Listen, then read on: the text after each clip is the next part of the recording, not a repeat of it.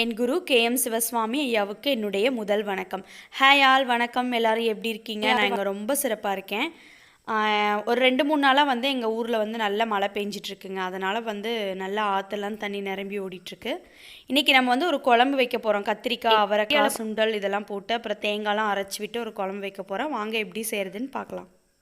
இப்போ நம்ம செய்ய ஸ்டார்ட் பண்ணிடலாம். அதுக்கு நான் ஃபஸ்ட்டு கடாய் எடுத்து வச்சுட்டேன். கடாய் நல்லா ஹீட் ஆனதுக்கப்புறம் நான் ஒரு 4 டேபிள் ஸ்பூன் அளவுக்கு நல்லெண்ணெய் ஆட் பண்ணிக்கிறேன். நல்லெண்ணெய் பார்த்தீங்கன்னா அதே மாதிரி மரசெக்கில் ஆட்டின நல்லெண்ணெய் தான்.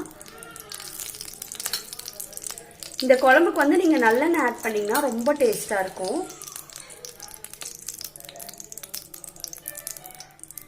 எண்ணெய் நல்லா காயிட்டும்.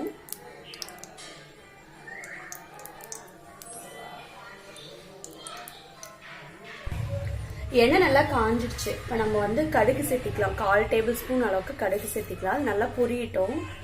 பொரிஞ்சதுக்கு அப்புறமா கருவேப்பிலை சேர்த்திக்கலாம்.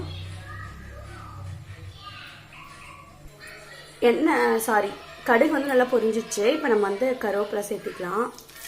கருவேப்பிலையும் நல்லா வெடிச்சிட்டேன்.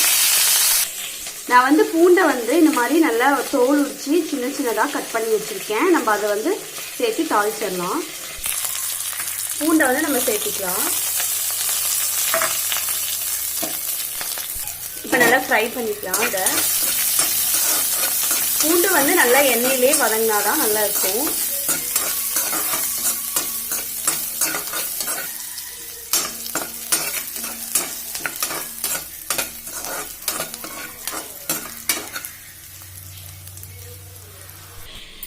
நான் சின்ன வெங்காயத்தை நல்லா தோல் உரிச்சு இந்த மாதிரி சின்னதாக கட் பண்ணி வச்சுருக்கேன். இந்த குழம்புக்கு சின்ன வெங்காயம் போட்டால் தான் நல்லா டேஸ்ட்டாக இருக்கும்.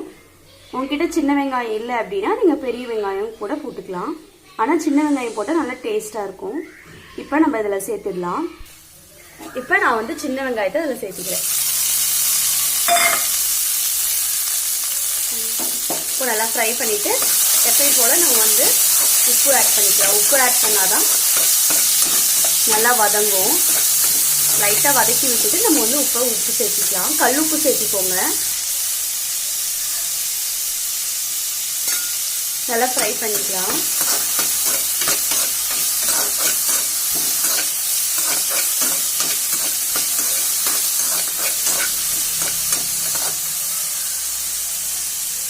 இந்த குழம்புல நம்ம சுண்டல், அப்புறம் கத்திரிக்காய், அவரைக்காய் இதெல்லாம் போட்டிருக்கோம். ரொம்ப டேஸ்டாக இருக்கும்.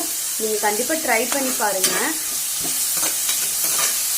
வெள்ளை சுண்டல் போடுறத விட இந்த மாதிரி கொண்டக்கடலை போட்டு நம்ம குழம்பு வச்சோம்னா டேஸ்டாக இருக்கும். வெங்காயம், பூண்டு இதெல்லாம் நல்லா வதங்கட்டும். இப்போ பார்த்தீங்கன்னா வெங்காயம் நல்லா வதங்கிடுச்சு. நம்ம இப்போ தக்காளி சேர்த்திக்கலாம்.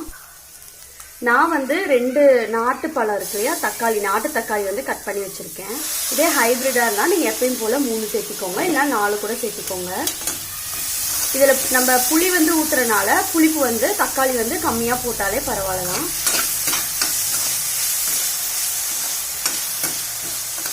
நல்லா இதை மிக்ஸ் பண்ணிக்கோங்க. தக்காளி நல்லா வதங்கட்டும். அப்போ தான் குழம்பு நல்லா டேஸ்ட்டாக இருக்கும்.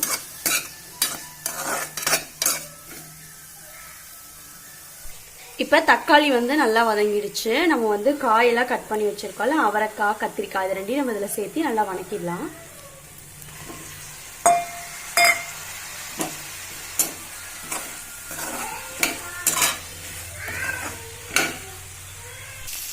இப்போ காய் நல்லா வதங்கிடுச்சு. நான் சுண்டல் எல்லாம் எடுத்து வேக வச்சிருக்கேன்ல, அது இதில் சேர்த்திடலாம்.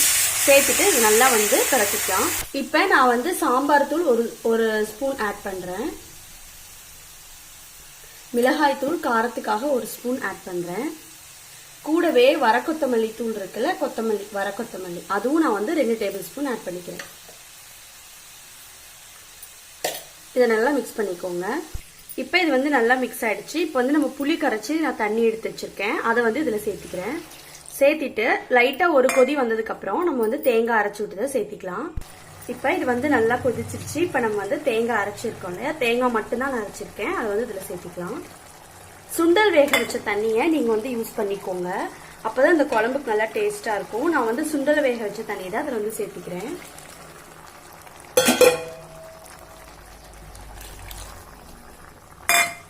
இவ்வளோதான்.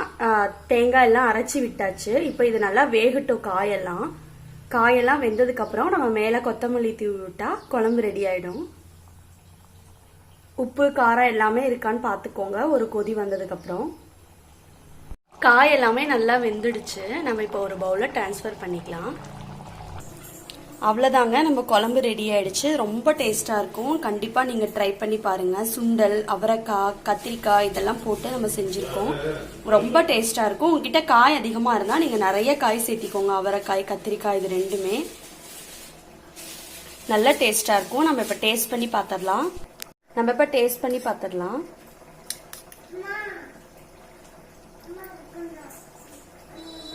சூப்பராக இருக்குது. ரொம்ப டேஸ்ட்டாக இருக்குது. கண்டிப்பாக நீங்கள் ட்ரை பண்ணி பாருங்கள். ரொம்ப சூப்பராக இருக்கும். நம்ம சேனலை இன்னும் சப்ஸ்கிரைப் பண்ணாமல் பார்த்துட்டு இருந்தீங்கன்னா மறக்காமல் சப்ஸ்கிரைப் பண்ணிக்கோங்க. பக்கத்தில் இருக்க பெல் ஐக்கானையும் ப்ரெஸ் பண்ணிக்கோங்க. இன்னொரு இன்ட்ரெஸ்டிங்கான யூஸ்ஃபுல்லான வீடியோவோட உங்களை வந்து பார்க்குறேன். பாய்.